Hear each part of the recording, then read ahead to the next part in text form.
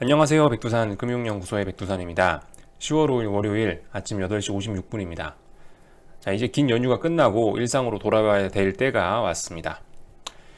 오늘 월요일 영상에서는 추석 연휴에 무슨 일이 있었는지 미국 시장 점검하고 9월 달이 연휴가 끝나니까 9월에서 10월로 넘어왔지 않습니까?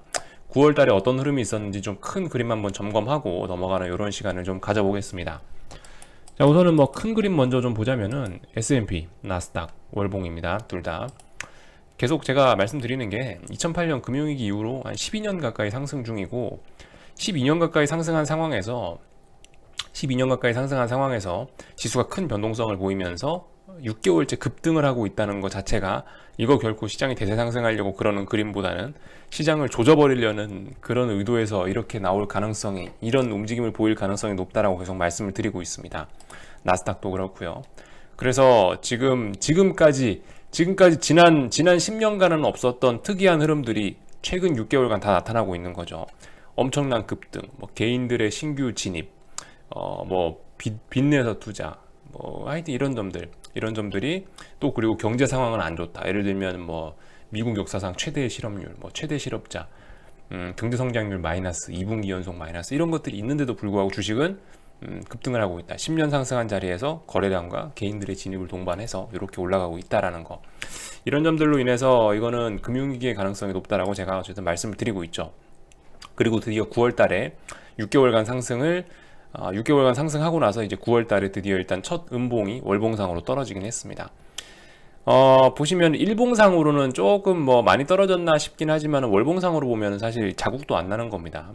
이제 시작하는 걸 수도 있고요. 아니면은 한 번 더 위쪽으로 더 슈팅을 줬다가 죽을 수도 있습니다. 워낙 미친 상황이기 때문에 제가 그래 시나리오 두 개를 드린 거죠. 1번 시나리오, 2번 시나리오. 큰 그림상에서 지금 여기서 적당히 이제 이 밑에 있는 이 S&P, 나스닥, 적당히 이 밑에 어딘가에서 전고점까지는 못 가고 이 밑에 어딘가에서 박스권을 만들면서 여기서 그냥 이렇게 아래로 자빠지는 게 2번 시나리오, 그죠? 박스권 그냥 여기서 그리면서 밑으로 자빠지는 게 2번 시나리오. 그리고 현재 1번 시나리오는 아래쪽으로 한번 쭉 폭락을 했다가 오히려 10월, 11월 달에 이런 식으로 더 장대 양봉을 뽑아주면서 더 한번 버블을 진짜 만들고 한 번 더 뽑아내고 약간 뭐 쌍고점이나 삼산의 모습으로 자빠지는 게 1번 시나리오, 그죠? 그냥 자빠지는 게 2번, 이렇게 한 번 더 난리부릇을 추는 게 1번, 이런 식으로 말씀드리고 있습니다. 현재로서는 2번 시나리오, 그죠? 현재로서는 아직까지 아래쪽으로 변동성을 크게 주지 않기 때문에 아래쪽으로 눌림을 크게 줘야지 위쪽으로도 크게 튈 수가 있거든요. 지금 상황은 6개월 동안 상승에 지친 상황이라 아래쪽으로 강하게 한번 나와줘야, 아래쪽으로 강하게 한번 쇼를 해줘야, 그래야 위쪽으로 더 오를 힘이 생겨요. 근데 어쨌든 아직까지 2번 시나리오의 모습으로 가고 있다. 아직까지 그런 엄청난 폭락은 나오지 않았다라는 겁니다. 이런 점들을 생각해 보실 필요가 있겠고요. 그래서 이제 자, 추석 연휴 기간 동안만 조금 살펴보도록 하겠습니다.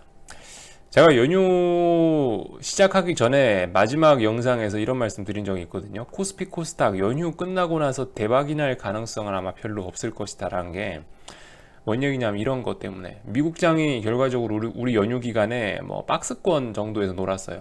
조금 올랐습니다. 우리 연휴 시작할 때와 지금과 비교하면은 조금 미국이 한 뭐 더 올라와 있긴 한데, 연휴 직전과 비교해서. 근데 그 중요한 거는 어쨌든 상승 폭이 그렇게 많지도 않고 특별히 호재가 나오지도 않았고 오히려 일단 악재가 나와 있다는 거, 그런 악재에도 불구하고 뭐 크게 아래쪽으로 많이 흔들리지도 않았다는 거, 이런 점들을 생각해 보실 필요가 있을 거예요. 지금 그래서 그 중요한 거는 어쨌든 S&P나 나스닥이나 둘 다 어떤 박스권에서 놀고 있다는 겁니다. S&P나 나스닥이나 둘 다 구체적인 숫자는 다르죠. 구체적인 숫자는 다르지만 어떤 뭐 사람 신체를 비교를 해보자면은 똑같아요. 똑같이 뭐 대충 노우즈 라인이나 넥라인 여기 어디 사이 박스권에서 놀고 있는 겁니다. 둘 다. 자리는 똑같습니다. 그래서 S&P나 나스닥이나 뭐가 특별히 더 비싸다, 뭐가 특별히 더 싸다, 기술적으로는 그런 거 없고 둘 다 같은 자리에서 같은 자리를 테스트하고 이러고 있습니다. 자, 그래서 그 보시면은 이제 어디 박스권이냐면은 S&P는 대충 일봉상으로 보면 이런 박스권, 두꺼운 선은 넥라인, 그죠? 한 3230에서 3420 정도 대충 이렇게 큰 박스권이 그려져 있고요. 이 박스권의 한 절반 정도 자리에서 이제 왔다리 갔다리 놀고 있습니다. 여기서 위쪽으로 갈지 아래쪽으로 갈지 테스트를 하고 있는 거고, 나스닥도 똑같죠.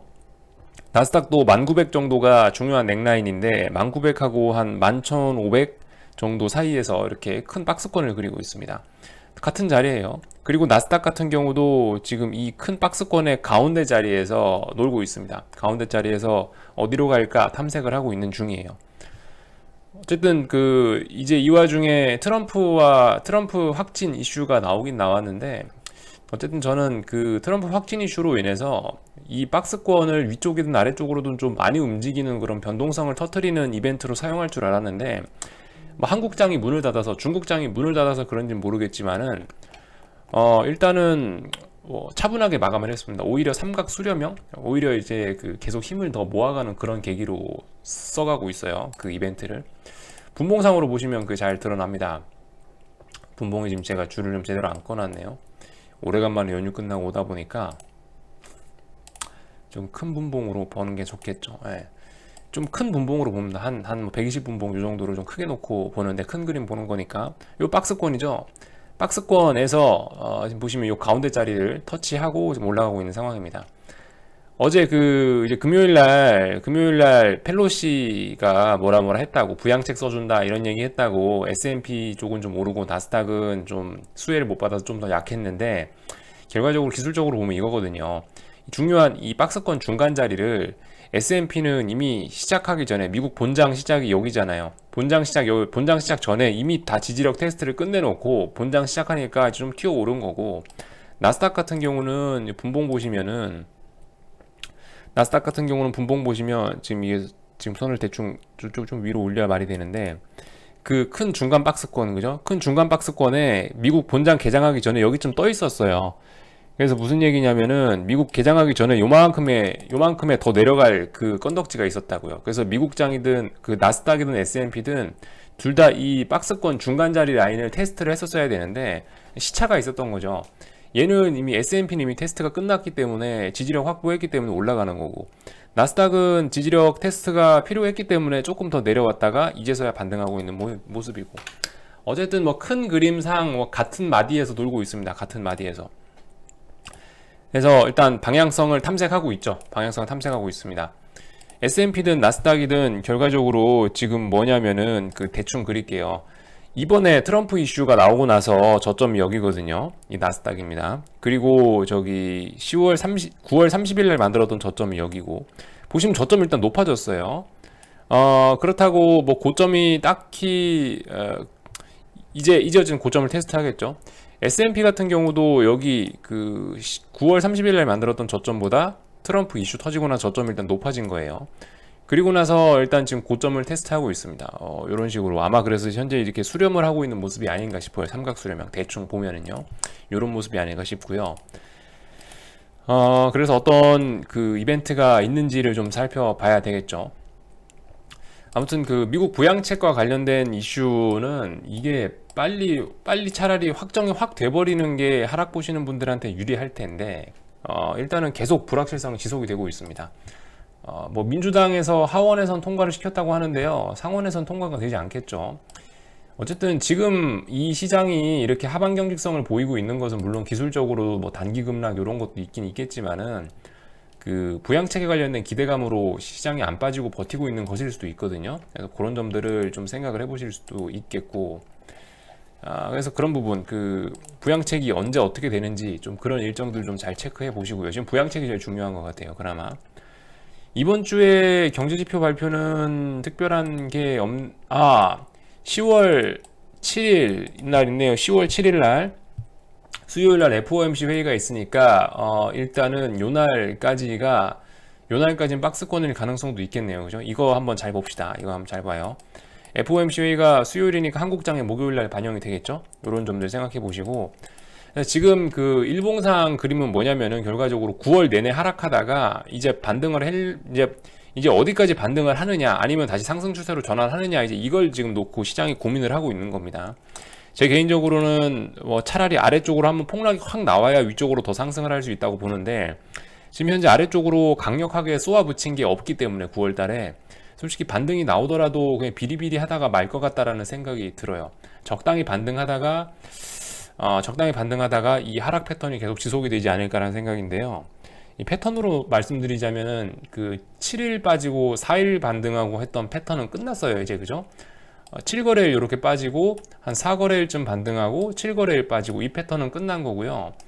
이제는 요거를 보는 게 더 맞지 않겠나 싶어요. 7거래일 4거래일 이건 끝나고 여기서부터 요까지 한 10몇 거래일 빠졌습니다. 이렇게 보시는 게 지금은 더 맞는 것 같아요. 한번 보겠습니다. 대충 몇 거래일이냐면요, 16거래일인데 여기 휴일 하루 껴있으니까 하루 빼고 15거래일입니다. 15거래일. 15거래일 하락하고 S&P가 현재로서는 뭐 6거래일째 반등을 지속하고 지금 다시 아래로 꺼질 거냐 말 것이냐를 지금 결정하고 있어요. 이 6거래일인지 아니면은 7거래일, 8거래일로 연장이 될지는 아직 모르는 겁니다. 고점 높아지면은 7거래일, 8거래일 상승했다고 봐야 되는 거니까. 어쨌든 현재까지로 놓고 보면 16거래일 빠지고 6거래일 상승한 모습이 나오고 있거든요. 큰 그림에서. 이런 모습들. 만약에 그래서 얘가 아래쪽으로 방향을 잡는다면은 뭐 이런 패턴이 완성이 되겠죠. 16일 빠지고 6거래일 오르고. 만약에 여기서 빠지기, 여기가 고점이라면은 16거래일 동안 이제 넥라인 붕괴시키고 넥라인 테스트하고 뭐 이런 점들을, 그죠? 넥라인을 테스트하겠죠. 넥라인 지지력 테스트를 해야 될 거고요. 나스닥으로 봐도 일수가 그렇게 뭐 크게 차이는 나지 않습니다. 나스닥 같은 경우도 한 13거래일 정도 빠지고 현재 한 9거래일째 반등이 나오고 있는 상황입니다. 9거래일, 10거래일 정도 반등이 나오고 있는 상황이에요. 이제는 7거래일, 4거래일 그거는 끝났다고 보셔야 될 것 같고, 네, 일단은 이 큰 그림을 좀 보는 게 더 좋을 것 같습니다. 요 정도 말씀을 드렸고요. 연휴 동안에 달러 인덱스, 달러는 일단 그 상승 목표치 이런 거 다 채우고 일단 조정이 나오고 있다고 보고 있습니다. 현재 아직까지 조정 나오고 보고 있고요. 조정 나왔다고 보고 있고, 일단은 금요일날 그 트럼프 이슈로 인해서 양봉이 일단 뜨고 상승 전환을 하긴 했습니다. 얘도 일단 잘 한번 세 봐야겠죠. 얘도 뭐 일단 상승 점 만들어졌으니 여기서 또 요런 패턴으로 또 올라갈 수 있을지 이런 여부, 그리고 여기 지지력이 확실한지 한번 더 오늘 밤에 테스트 하겠죠. 오늘 밤에도 상승 마감한다면 다시 조정 끝나고 이제 올라가겠구나 라고 보시는 게 좋을 것 같고, 달러 인덱스요. 요 정도 얘기 드렸고, 변동성 지수나 한번 살짝 볼까요? 그러니까 변동성 지수가 튀다 말았죠. 변동성 지수 튀다 말았는데, 어쨌든 그 이런 모습들을 보면서 지금 말씀드리는 게, 1번 시나리오, 이 변동성 지수가 팍 켜가지고 진짜 폭락해야지 어떤 다음에 어떤 급등도 가능한 건데, 지금 보시면 변동성 지수 차분하고 그래가지고 어쨌든 아직까지 시장은 조용하게 계속 더 가고 싶은 모양이다, 이렇게 제가 보고 있는 겁니다. 2번 시나리오로 가고 있다, 이렇게 말씀드리는 거예요. 그 중요한 자리는 어쨌든 뭐 35 아니면 뭐 21, 요 정도 박스권인데, 이 박스권에서 계속 놀고 있습니다. 그 한 가지 좀 그 여러분들과 좀 같이 보고 싶은 게 있다면은 이런 부분을 좀 참고하고 싶은데요. 여기 8월 달에 변동성 지수가 한 달 동안 저점 다지고 튀었죠. 여기서 어떻게 얘가 변동성이 저점을 지켰나 한번 보자고요. 쭉 빠지다가 양봉 몇 개 나오다가 한번 위쪽으로 탁 튀고 다시 한번 눌렸다가 이렇게 갔죠. 이런 모습들 한번 보자고요. 이게 지금 여기도 비슷한 느낌이 아닌가 싶어요. 보시면은 여기 8월 11일 날 양봉이 여기 9월 23일 날 나온 양봉하고 비슷한 느낌의 양봉인 것 같고요. 그리고 지금 10월 1일 날 양봉이 여기 8월 19일 날 나왔던 양봉하고 비슷한 느낌인 것 같고요. 이거하고 비슷한 느낌인 것 같다라는 거죠. 정확하게 위쪽으로 튀는 것까지 똑같거든요. 튀고 나서 이제 몇 거래일 정도 조금 조정을 주면서 다시 25를 지키는지 여부, 다시 25를 지키는지 여부를 보시고, 지켜준다면은 이제 다시 35 쪽으로 한번 크게 튈 수 있겠죠. 이런 점들 좀 생각해 보실 필요가 있겠습니다. 하필이면 이상하게 모양이 비슷하길래 이거 한번 여러분들과 같이 한번 볼만 하겠다 싶어서 말씀드린 거고, 뭐 꼭 그렇다는 건 아니고요. 옛날하고 비슷하구나, 이런 그림 정도 보시라는 거죠. 나스닥 변동성 지수는 조금 더 강한 모습인데, 뭐 어쨌든 얘도 뭐 살짝 뭐 눌렸다 가던가 뭐 그러지 않을까라는 생각. 얘도 어쨌든 중요한 건 지지력, 여기 뭐 34, 35에서 지지력 잘 나오나, 요거 잘 보시면 되겠습니다. 어쨌든 변동성 지수를 보면은 이런 거 보면은 대세 상승 이런 건 말도 안 된다는 거예요. 그러니까 대세 상승이면 진작 여기 와 있어야지, 변동성 지수가 이미 뭐 이 밑에 와 있어야지, 여기서 지금 자꾸 저점 높아지고 있는데 무슨 대세 상승이 나와요. 대세 상승은 언제나 차분함을 동반하는데, 이런 난리부르스를 동반하는 게 아니고 차분하게 가는 게 대세 상승인데, 아무튼 뭐 그렇습니다. 연휴 동안에 원자재 또 그 원자재도 살펴보면 원자재가 좀 폭락을 했어요. 원자재가 별로 좋지는 않습니다. 다만 지금 보시면은 원자재 같은 경우는 약간 단기 반등이거나 아니면 뭐 어떤 반등의 가능성이 있긴 있어요. 물론 이평선들은 굉장히 많이 꼬여 있습니다. 이평선도 굉장히 많이 꼬여 있고 이미 뭐 역배열 초기 정도로 이미 5일 같은 경우는 역배열 초기 정도로 이미 가긴 갔는데요. 21선, 61선 이미 거꾸로 교차했고요. 이제 121선 테스트까지 한 거죠. 121선 테스트 하면서 지금 전저점 지지를 받았기 때문에 일단 단기적으로나마 분명히 반등이 한 번쯤 나올 수 있는 자리이긴 합니다만은 중요한 건 연휴 동안에 많이 빠졌다라는 거, 이런 점들 좀 보실 필요가 있겠습니다. 뭐 미국은 연휴 동안에 미국 주식시장은 조금 오르긴 올랐지만은 사실 중요한 거는 어쩌면 원자재 쪽이 좀 더 신흥국 주식하고는 좀 큰 영향이 있긴 하거든요. 이거 미국 주식은 조금 올랐는데 원자재는 많이 빠졌어? 이거 어쨌든 뭔가 이상한 거죠. 원래 정상적인 시장이라면은 원자재하고 주식하고 같은 카테고리에 묶인 같은 위험자산 카테고리란 말이에요. 갈 거면 같이 가야 돼요. 주식 오를 거면 기름값도 오르는 게 맞고요. 기름값 떨어질 거면 주식도 떨어지는 게 맞는데 기름값은 뭐 3% 4%대 폭락을 했었죠. 계속 3% 4%대 폭락하면서 주식이 오른다? 이게 좀 이상한 거예요, 여러분들. 하여튼 우리 생각을 해볼 만한 게 좀 많습니다. 시장 흐름이 어쨌든 지금 뭔가 정상적이진 않아요. 자, 그래서 한국장이 드디어 문을 열었습니다. 오래간만에 문을 열었는데요. 보시다시피 차분하죠. 제가 연휴 전에 말씀드린 거 똑같아요. 저점과 고점 확인해야 된다. 결과적으로 이 9월 29일 날 마감했던 자리 저점과 고점 똑같이 확인하고 뭐 갭으로 빵 떠가지고 우리가 추격 못할 만한 그런 시세를 주고 막 그러진 않을 것이다 라는 취지로 말씀드렸는데 뭐 그대로 일단 되고는 있고요. 잘 보셔야 될 게 선물 여기 넘을 수 있느냐 없느냐, 311, 312, 312를 넘을 수 있느냐 이런 자리. 그리고 그죠? 뭐 어쨌든 그래서 솔직히 코스닥은 지금 저항이 어딘지 제가 정확하게 선은 잘 못 긋겠습니다만은 뭐 지금 자리가 어떤 저항이긴 한데 여기를 조금 더 넘는다고 무슨 일이 생기고 그러진 않을 것 같긴 하거든요. 코스닥 150 기준으로는 한 1300 초반 정도가 어떤 지금 저항의 역할을 하고 있는데 일단 그 저항 자리까지 일단 오긴 온 것 같고요. 아무튼 중요한 거는 그래서 지금 큰 그림은 그거예요. 9월달 내내 미국이고 한국이고 일단 하락을 했다. 단기 하락 추세가 진행 중인 거예요. 단기 하락 추세가 일단 한 사이클이 마무리되고 지금 이제 반등이 올라오고 있는 중입니다. 근데 반등이 어디까지 올라오냐를 지금 테스트하고 있는 게 시장 상황인 것이고요. 한국, 미국 공통으로. 이평선 측면에서 보면은 이제 어떤 역배열 초기로 가느냐 마느냐를 지금 정하고 있는 거예요. 전 세계 지수들은 대부분 다 61선을 붕괴시키거나 61선 지지를 받거나 해서 다시 내려오고 있는 21선과 만나려고 이 21선을 저항으로서 인식하고 테스트를 하려는 그런 움직임들이 지금 나타나고 있는 거고요.